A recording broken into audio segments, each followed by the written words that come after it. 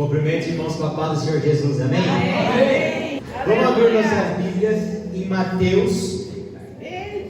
O capítulo é o capítulo número 5. Glória a Deus.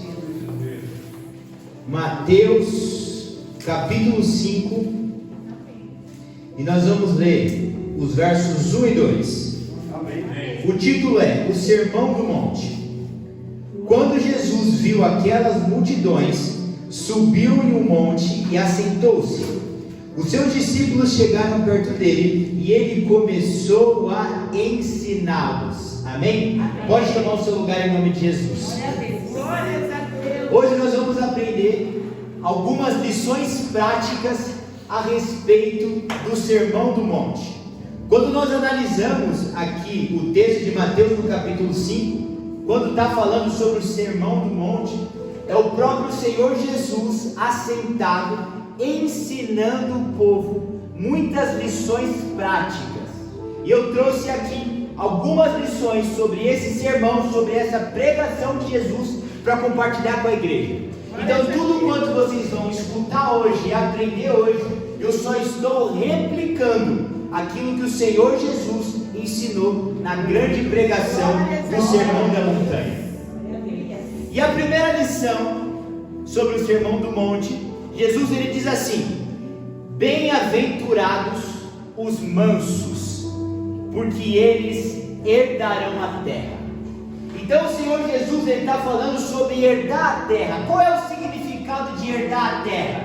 Ele está falando sobre herdar o reino de Deus. Ele está falando sobre se salvar, sobre entrar no céu.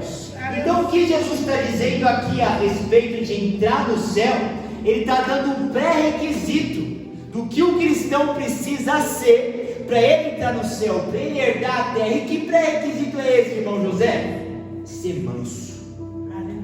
Então a primeira reflexão que nós temos que fazer nessa noite é: será que eu sou um homem manso? Será que eu sou uma mulher mansa?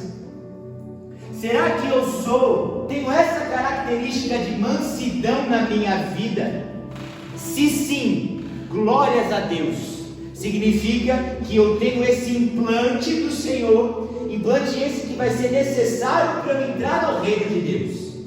Agora, se eu estou analisando a minha vida e eu vejo que eu não tenho mansidão nenhuma, que eu sou aquela pessoa que me irrito com facilidade, que eu sou aquela pessoa que estou sempre estressado, que eu sou aquela pessoa que está sempre com a voz elevada, sempre com a voz alta, que estou sempre explodindo e perdendo a cabeça, opa, eu estou fora. Meu Deus. Porque nós às vezes pensamos, irmão José, que a mansidão é somente algo para um relacionamento interpessoal de pessoas, para você ter uma amizade saudável, para você ter um casamento saudável, uma relação em família saudável. Sim, a mansidão é fundamental para isso também. Só que esse ato de ser manso, além de dar um fruto terreno, um casamento melhor, uma amizade melhor, um relacionamento na igreja melhor, a mansidão também é um dos pré-requisitos fundamentais, que sem eles nós não alcançamos o reino de Deus. Meu Deus. Então quando eu falo para você ser manso, não é para você não ter pressão alta. Quando eu falo para você ser manso, não é para você não ter um ataque cardíaco e infartar. Também. Mas biblicamente, quando a gente aprende com o Senhor Jesus para ser manso, é porque somente quem é manso vai entrar no reino de Deus. Então nós temos que tomar uma decisão: ou eu fico de buchinho virado, de carinha feia, ou entro no reino de Deus. Meu Deus. Ou eu escuto uma palavra e que não me irrita, e eu estouro, eu explodo, e eu falo o que vem na cabeça, ou entro no reino de Deus. Meu Deus. Ou eu saio por cima da carne seca e quero ter sempre a razão, ou eu entro no reino de Deus. Meu Senhor. Entre ter razão e entrar no reino de Deus, eu prefiro entrar no reino de Deus, irmão. Glórias a Deus. Então toda vez que a gente for explodir, que a gente lembre do Senhor Jesus falando: os mansos é quem entrarão no reino de Deus. Glórias a Deus. Uma próxima lição a respeito do Sermão do Monte, o Senhor Jesus ele também diz assim, irmã Marcela: bem-aventurados os misericordiosos, porque eles alcançarão misericórdia. Quantos de nós, irmão Eduardo, não entramos na presença de Deus e falamos: Senhor, tenha misericórdia da minha vida, Senhor, tenha misericórdia da minha alma, tenha misericórdia de mim, meu Deus. Só que para nós pedirmos misericórdia e colhermos o fruto da misericórdia, o Senhor Jesus está dizendo que só alcança misericórdia quem é misericordioso. E o que é ser misericordioso? Ser misericordioso é a pessoa pisar no seu calo, e ao invés de você estourar e explodir contra ela, você pensar: deve estar tendo um dia difícil. Ser misericordioso é a pessoa fazer algo contra você, e ao invés de você punir, você fala assim: se o Senhor Jesus não tivesse entrado na minha vida, eu faria e faria até pior. E aí, quando a gente vai usando de misericórdia para com as pessoas, perdoando as pessoas, relevando o que as pessoas fazem contra nós, e sendo homens e mulheres misericordiosos, a Bíblia fala que aí sim nós alcançamos a misericórdia. A Bíblia fala, e já foi falado nessa noite, que nós só somos perdoados se perdoamos. E quando nós olhamos na perspectiva da misericórdia, isso também se aplica. O Senhor também está dizendo aqui no Sermão do Monte: os misericordiosos alcançarão misericórdia. Então, enquanto a gente tiver aquele espírito de galo, aquele espírito de peito estufado, de querer fazer justiça com as próprias mãos, de não ter misericórdia e piedade de ninguém, nós não teremos misericórdia e nem piedade do Senhor. Se nós queremos verdadeiramente alcançar misericórdia da parte de Deus, precisamos começar a usar de misericórdia para com as pessoas. Oh, meu Deus. O que falam contra nós, o que fazem contra nós, o que dizem e pensam ao nosso respeito. Qual é a resposta que a gente dá nisso? Qual é a resposta que a gente entrega a partir daquilo que as pessoas fazem conosco? Se a nossa resposta que a gente dá não é uma resposta de misericórdia, eu não posso contar com a misericórdia de Deus. Porque Ele diz que eu e você só alcançamos misericórdia quando usamos de misericórdia. Então eu não posso querer uma misericórdia para a minha vida da parte de Deus, se eu não uso de misericórdia com a minha esposa. Assim como eu tive um dia difícil, ela também pode ter tido um dia difícil. É verdade, Deus. Eu não posso querer clamar pela misericórdia diante de Deus pela minha vida, se eu não tenho misericórdia do meu filho. Eu não posso querer que Deus tenha misericórdia da minha vida, se eu não tenho misericórdia com aquela pessoa que falou algo, que fez algo contra mim no meu ambiente de trabalho. Você percebe que tudo quanto a gente está falando aqui sobre colher, primeiro a gente tem que plantar. Então, se a gente quer colher o fruto da misericórdia, a gente tem que plantar a árvore da misericórdia, usando de misericórdia para com as pessoas. Próxima lição sobre o Sermão do Monte. O Senhor Jesus, Ele disse assim também, irmã Rosângela: bem-aventurados os limpos de coração, porque eles verão a Deus. Aleluia. Glórias a Deus. Olha quão profundo que é isso. A Bíblia está falando sobre ver o Senhor, sobre contemplar o Senhor, sobre ter proximidade com o Senhor, sobre ter intimidade com o Senhor, sobre ver a Deus. Aleluia. E o que eu preciso fazer para eu conseguir ver a Deus, para eu ter esse grau de relacionamento e de intimidade com o Senhor? A Bíblia diz: seja limpo Oh, meu de coração. Deus. Glórias a É por isso que nós falamos tanto sobre santidade. É por isso que nós falamos tanto sobre renúncia. É por isso que nós falamos tanto sobre ter a vida no altar e sobre não ter nenhum tipo de envolvimento com o pecado. E por que a gente fala tanto isso? Porque o próprio Senhor Jesus, na pregação do Sermão do Monte, Ele está dizendo que se o meu coração e se o seu coração não estiver limpo, nós não podemos ver a Deus. E como que eu consigo fazer uma autoanálise para ver qual é a qualidade do meu coração? O Senhor Jesus também disse que a boca fala aquilo que o coração está cheio. Então nós precisamos começar a ser ouvintes daquilo que falamos. Meu Deus. Nós precisamos começar a ser ouvinte daquilo que proferimos, ouvintes daquilo que sai da nossa boca. Porque quando nós ouvimos o que sai da nossa boca, a gente consegue analisar e julgar, não o outro, como foi falado pela nossa amada irmã Viviane, mas julgar a nós mesmos, o que está dentro de nós, o que está no nosso coração. Glórias a Deus. O que eu falo quando o dia mal chega? Se eu murmuro, é porque o coração está cheio de murmuração. O que eu respondo quando alguém fala algo que me desagrada? O que eu falo na minha resposta é o que está no meu coração.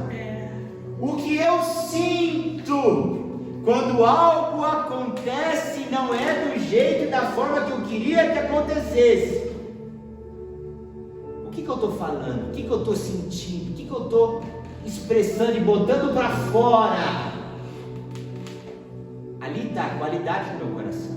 Ali está se o meu coração está limpo ou se o meu coração está sujo. E a Bíblia fala que quando estamos envolvidos em pecado e quando não estamos com os nossos corações limpos, esquece, nós não podemos ver a Deus. Meu Deus, meu Deus. Assim como você não vai poder operar uma pessoa se você não fizer a faculdade de medicina, sem um coração limpo, você não vai ver a Deus. Assim como um advogado não pode exercer a profissão se ele não passa na prova da OAB, se você não está com o coração limpo, você não pode ver o Senhor. Meu Deus. É um pré-requisito. Oh, Senhor. Só que o que me chama a atenção sobre a limpeza, e aqui nós temos muitas irmãs, é que você pode dar um faxinão na sua casa. Dali 3 dias, passa o dedo no móvel, vai ter pó. Você pode esfregar o seu banheiro inteiro. Só que se você tem um homem dentro de casa, ou uma criançada dentro de casa, talvez no mesmo dia, o banheiro vai estar sujo. Porque quando a gente fala de limpeza, irmão Johnny, não é algo que você faz uma vez e acabou. Limpeza é algo que deve ser feito de forma contínua, de forma rotineira. Porque se limpa hoje, suja amanhã. Se limpa amanhã, suja no outro dia. Se nós vivemos isso com a nossa casa, que dirá com os nossos corações? Oh, meu Deus. Então todo dia a gente tem que acordar e pedir: Senhor, limpa o meu coração. E temos que ver, analisar que as situações externas que vão estar acontecendo conosco no dia a dia são como setas que só tem um único objetivo: sujar o meu coração, sujar o teu coração. Então, irmã Marcela, quando no seu ambiente de trabalho alguém falar uma palavra contra você, é como uma sujeira, irmão Leandro, que está sendo lançada com o objetivo de sujar e contaminar o seu coração. Quando fazem algo, irmão José, seja na família, seja no trabalho, seja em qualquer ambiente, e aquilo não bate bem, é falado alguma coisa, aquilo não encaixa bem, os atos e ações que as pessoas fazem são como os flechas e dardos, que são sujeiras. Meu E tem Deus. como único objetivo Meu Deus. contaminar o seu coração. Meu. Porque nós já aprendemos que nem principado, nem potestade, nem o que aconteceu, nem o que está por vir, nada poderá nos separar do Senhor. Aleluia. Então o que o diabo faz Glórias a Deus. é usar pessoas, circunstâncias e situações para sujar o nosso coração, Para o nosso coração não está mais limpo. É. Porque com o coração não estando limpo, eu não posso e você não pode ver a Deus. Verdade. Então, se uma coisa o cristão tem que ter de recurso, o primeiro é a Bíblia e o segundo é uma vassoura. Mas como assim, Douglas? Faz uma faxina no coração hoje. Oh, aleluia. Faz uma faxina no coração Oh, amanhã. aleluia. Faz uma faxina no coração depois de amanhã. Glórias, glórias. Só que sabe o que acontece? A gente se acostuma com a sujeira. É, meu Deus. Quem nunca chegou em algum local e falou assim, gente, que cheiro é esse? Que cheiro é esse? De carniça. Que cheiro é esse de podridão? E a pessoa que está morando ali, ela fala assim, não estou sentindo. Porque a gente se acostuma com a sujeira. Meu Deus. A gente se acostuma com a carniça. Meu A gente se acostuma com a podridão. Fica ruim, irmã Rosa, nos primeiros dias. Mas depois a gente já está acostumado. O cheiro já ficou imperceptível. Então a sujeira já está ali faz tempo e a gente nem está dando mais conta dela. Cuidado para não se acostumar com as sujeiras e podridões no seu coração. Meu Deus. Porque a gente se acostuma com sujeira muito fácil. Porque sem isso a gente não vai conseguir ver o Senhor. Meu Deus. Aleluia. A próxima lição sobre o Sermão do Monte, o Senhor Jesus ele diz assim, ó: Glórias a Deus. bem-aventurados os pacificadores, porque eles serão chamados filhos de Deus. Quem aqui deseja ser chamado e ser reconhecido como filho de Deus? Eu. Glórias a Deus. E a Bíblia fala, irmã Marcela, que só é chamado e reconhecido como filho de Deus aqueles que são pacificadores. Muitas pessoas entendem ser pacificador, irmã Rosângela, da maneira errada. Eita Jesus. Sabe o que acontece, irmã Flávia? Tem muito cristão que ele fica como? Ele fica se esquivando. Chega um problema daqui, ele se esquiva. Chega uma notícia de lá, ele se esquiva. Ele percebe que tem duas pessoas em atrito, ele se esquiva, ele não se mete. Por quê? Porque eu sou cristão, eu estou fugindo do problema, porque eu sou um pacificador. Ei, pacificador não foge de problema. Pacificador se mete no meio do problema para resolver as duas partes. Quando a Bíblia fala de um pacificador, sabe o que é um pacificador? Tem o sermão da direita em guerra com o sermão da esquerda. O pacificador é aquele que entra no meio, intervém, auxilia e faz com que as duas partes se reconectem, faz com que as duas partes entrem novamente em acordo, faz com que aquilo que está quebrado seja consertado. Aleluia. Então tem muito cristão se omitindo e fugindo do confronto, fugindo do problema. E quando você foge do confronto e foge do problema, você não está sendo um pacificador. O pacificador, ele vê duas pessoas brigando, e ao invés de ele fechar o olho e seguir a vida dele, porque eu sou crente, não me meto em problema, muito pelo contrário. Meu Deus. O pacificador se mete no problema. Só que o que o pacificador faz quando ele entra no problema? Ele não entra para piorar, ele não entra para jogar gasolina no que já está pegando fogo, muito pelo contrário. O pacificador, ele entra como um bombeiro para apagar o fogo. O pacificador, ele entra como um bombeiro para resolver a treta, resolver o problema, resolver o caos que está acontecendo. E a Bíblia fala que quando eu começo a me meter nos problemas para auxiliar e ajudar a resolver, aí sim eu sou um pacificador, e aí sim eu sou reconhecido biblicamente como um filho de Deus. Glórias a Deus, aleluia. Só que enquanto eu fico lá na minha casa,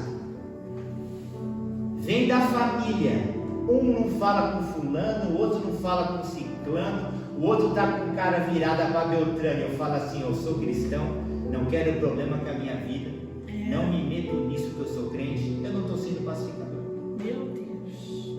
Quando eu estou vendo uma circunstância no meu trabalho, de caos, de um fala com o outro não fala com um, é coisa quebrada daqui, coisa quebrada de lá, e eu não me posiciono e entro no problema para resolver, quando eu me omito, eu não sou um pacificador.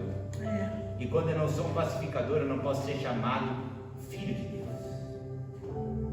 Então o cristão, ele tem que caçar problema. Eita Deus. O cristão, ele tem que ir atrás das tretas, atrás dos problemas, atrás das confusão. Onde é que está? Quem que não está falando com quem aqui? Se não está falando com o outro, vamos lá, vamos resolver, gente. Jesus está vindo aí, gente. A Bíblia fala que quando a gente guarda raiz de amargura no nosso coração, a gente não entra no reino de Deus. Vamos fazer as pazes. Ou seja, você gostava tanto dele, ela gostava tanto de você, vocês sempre se falaram, o que está acontecendo? Vamos resolver. Aí o pacificador entra. Glórias a Deus. Une as partes. Glórias a Deus. Só que para você ser um pacificador, tem que ser uma pessoa cheia do Espírito, tá? É verdade. Porque se não tiver cheio do Espírito e se meter no problema, você vai puxar problema para você, daqui a pouco vai ser 3 que não está falando um com o outro. Vai sair de 2 para passar a ser 3. Mas quando você está com a vida no altar, cheio do Espírito, começa a caçar os problemas. E começa a se meter cheio do Espírito nos problemas para pacificar. É como um bombeiro que chegou numa casa, num prédio pegando fogo. E trouxe alívio para aquele lar, alívio para aquela casa. Glórias a Deus. Aleluia. Às vezes a gente fala, nossa, mas eu dou meu dízimo, eu vou na igreja, onde que eu estou errando? A Bíblia fala assim, podes fazer o bem, não fazes bem. Verdade. E um pacificador, ele é uma pessoa que ele pode fazer o bem. Eu sei que ele não está falando com ela, eu sei que ela não está falando com ele, eu sei que ele tem problema com ela. O pacificador cheio do Espírito Santo fala assim, não dá, a gente tem que resolver isso. Aí ele entra cheio do Espírito, conversa com A, conversa com B, daqui a pouco resolveu. Aleluia. Glórias a Deus. Quer ser chamado filho de Deus, para de fugir dos problemas, Meu Deus. começa a caçar, mas entra como um pacificador para resolver. Aleluia. A próxima lição sobre o Sermão do Monte, Jesus ele diz assim, vós sois o sal da terra, e se o sal for insípido, com que há de salgar? Para nada mais presta, senão para ser lançado fora e ser pisado pelos homens. E o Senhor Jesus fala que o cristão ele tem que ser o sal da terra. Glórias a Deus. E para que serve o sal? O sal tem diversas serventias. Aleluia. Uma das serventias do sal é a conservação. Antigamente não tinha geladeira. E como que era conservado o alimento? No sal. A Bíblia fala que o alimento é o quê? É a palavra. Aleluia. Nem só de pão viverá o homem, mas de toda a palavra que vem de Deus. Então a Bíblia é alimento. E o que o sal faz? Ele conserva o alimento. Aleluia. Então eu só posso dizer, e você só pode dizer, que somos sal na terra, se nós conservarmos a palavra, se nós conservarmos o alimento. Aleluia. Só que tem cristão que não sabe nem um versículo da Bíblia. Tem um cristão que você fala para ele assim, me fala 5 versículos. Ele vai te falar 3 e vai falar misericórdia. Tem cristão que quando você fala assim, qual que é a doutrina dos apóstolos? Sobre o que Jesus pregava? Ele não sabe, ele não vive, ele não pratica, ou seja, ele não está sendo sal e conservando o alimento que é a palavra. Aleluia. Glórias a Deus. O sal, ele também serve, sabe para quê? Para dar gosto. E você percebe que sal para menos, a gente sente algo errado. E sal para mais, a gente também sente algo errado. Então o sal, a ausência ou ter em abundância é sempre perceptível. O que isso significa? Isso significa que se você é um cristão, como o mundo fala, que nem fede nem cheira, se você é um cristão, que a sua presença no local não é notada, porque não tem nada diferente, você não está sendo salvo. Se ele não veio, ou se ele veio, se ele não falou, ou se ele falou, se ele não teve presente, ou se ele teve presente, não mudou nada. Você não está sendo salvo. Meu Deus. A Bíblia também mostra, quando fala que nós temos que ser salvos.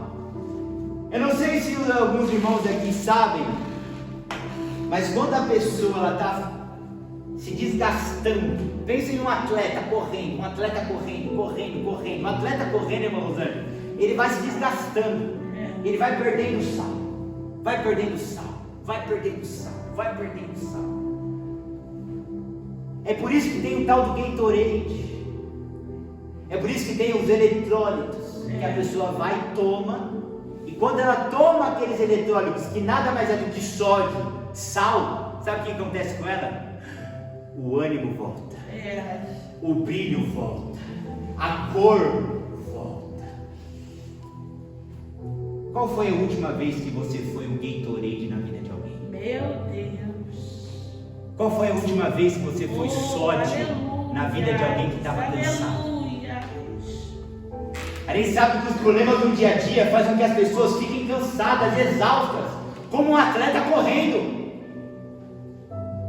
E quando aquela pessoa que está cansada e exausta tem um encontro com o sal, ela recebe uma energia para ir mais avante. Aleluia. Ela recebe uma energia para continuar indo em frente. Glórias a Deus. Glórias a Deus. Biblicamente, a gente tem que olhar para alguém que está cansado, chegar perto da pessoa, e a pessoa, ao conversar com a gente ter palavra que vai ser derramada na vida da pessoa, e a pessoa vai ter energia recuperada, e a pessoa vai ser impulsionada para ir para frente, a pessoa vai ser impulsionada para ir adiante. Só que se eu não consigo chegar perto de alguém, fazer essa pessoa dar um passo além, um passo a mais, eu sou tudo menos salvo. A gente já está caminhando para o final. O Senhor Jesus, ele também fala no Sermão do Monte: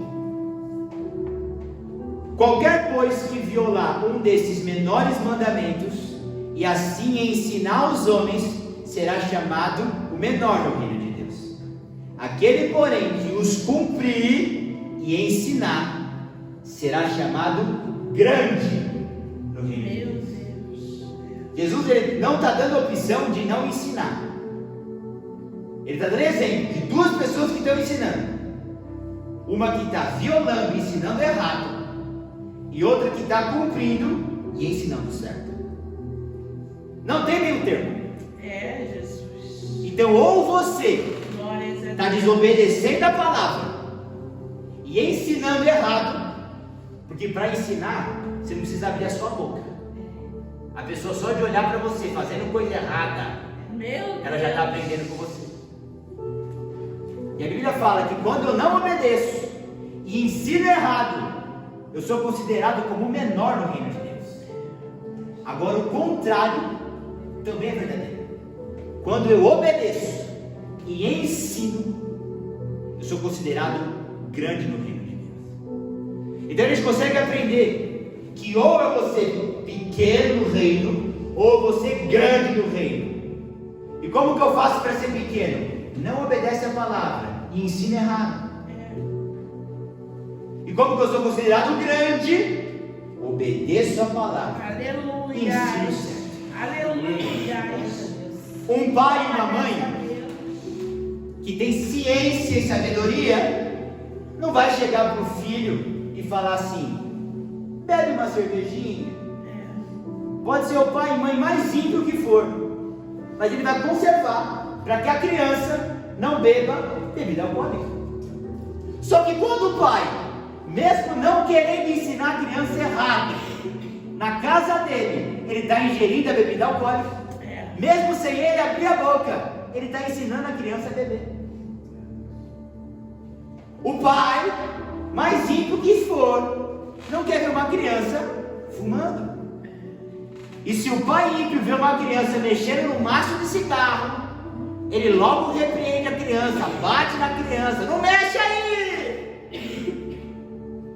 Mas o pai, quando ele pega um cigarro, ele vai para fora da casa e ele acende, o filho vê ele fumando, ele está ensinando a criança a fumar. O seu filho vê se você ora ou se você não ora. E você está ensinando ele a não orar porque ele não te deu. A sua esposa sabe se você jejua ou se você não jejua. E se ela não te vê jejuando, você está ensinando ela a não jejuar. Nem sempre ensinar é você abrir a tua boca. Você ensina com a sua postura, com a sua Aleluia. Glórias a Deus.